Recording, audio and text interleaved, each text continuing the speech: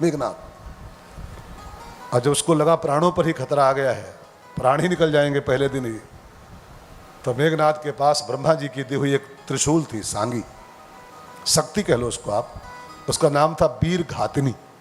ब्रह्मा जी ने उसको दिया था स्पेशली, उसने उसी का आवाहन कर लिया और वीर घातिनी का आवाहन किया और उसने उसको छोड़ दिया। गोस्वामी जी कहते हैं, वीर घातिनी छाड़े सी सांगी, वीर घातिनी छाड़े सी सांगी, तेज पुंज लछी मन उर लागी, तेज पुंज लछे मन उर लागी। लक्ष्मण जी की छाती में वो त्रिशूल धस गई।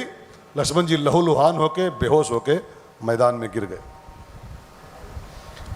अब देखो, इस कथा को अगर ऐसे ही कोई सुनेगा कि वो मेघनाद ने उनको त्रिशूल मार दिया और वो गिर के बेहोश हो गए, तो लक्ष्मण जी की सब महिमा खत्म हो जाएगी। लक्ष्मण जी के बारे में साफ साफ लिखा है रामायण में कि एक निमिष के अंदर ये आदमी लक्ष्मण जो है ना, एक निमिष के अंदर, निमिष माने क्या होता है, ये पलक उठे और गिरे, इसको निमिष कहते हैं। इतनी देर में लक्ष्मण जी जगमहु सखा निशाचर जेते,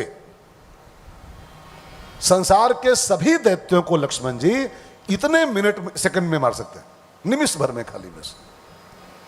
अब जिस आदमी के पास इतना पावर है, उसको एक अदना सा राक्षस बेहोश कर देगा क्या? उसको लहूलुहान कर देगा? मेघनाद सोचो, जो एक निमिष में जगत के सभी दैत्यों को मारने क्षमता रखता है, उसको एक राक्षस बेहोश कर सकता है।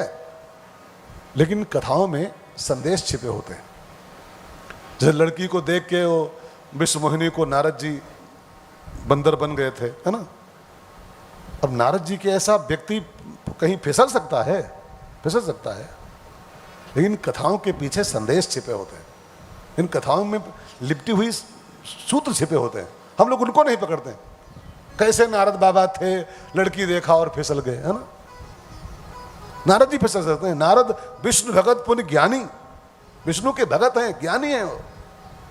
मोहिनी को, विश्व मोहिनी को देख के मोहिनी जी को शंकर जी फिसल गए थे। अब शंकर जी फिसल सकते हैं? योगी राज शंकर, नटराज फिसल सकते हैं। लेकिन हम लोग कथाओं के अर्थ तक नहीं पहुंचते हैं, बस खाली कहानी सुन के और अर्थ अपनी बुद्धि लगाते हैं। नारद जी इतने बड़े बाबा होके कैसे रपट गए हैं? लक्ष्मण को मेघनाद तो मेघनाद है, संसार के सारे दैत्य मिलके भी उसका कुछ नहीं कर सकते हैं, सारे दैत्य मिलकर के। लेकिन इस कथा का मैसेज क्या है? इसमें दिखाया गया है काम का प्रभाव।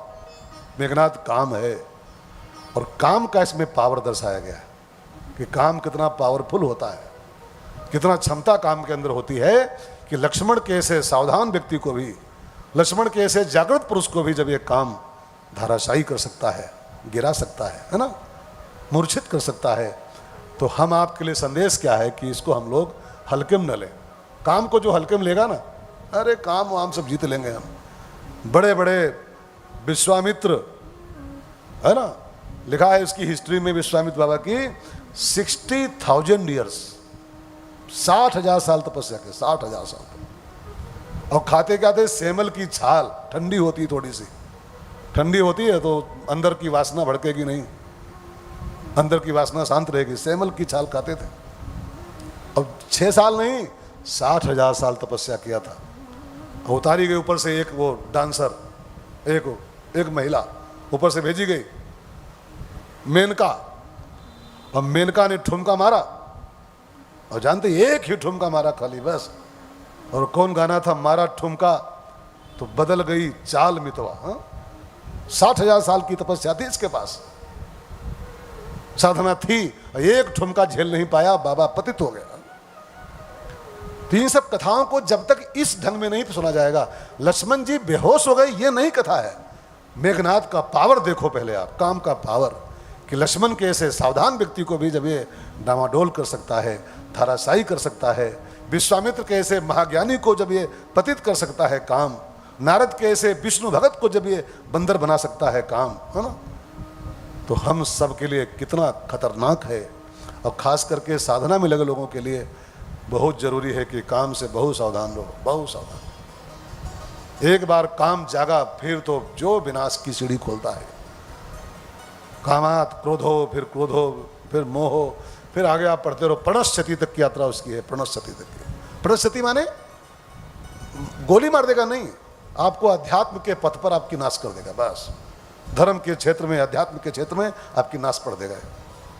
धर्म से पतित कर देगा, साधना से पतित कर देगा। नारद जी लड़की देखे और फिर जानते हो कंठी उंठी तोड़ के बहा दिए थे। जप तप कछु न, काम जागा फिर माला तोड़ के बहा दिए सब। काम इंसान को साधना से पतित कर देता है। यही है प्रणश्यति का अर्थ, प्रणश्यति। इससे सावधान रहने की जरूरत है, डरने का काम नहीं है, सावधान रहो।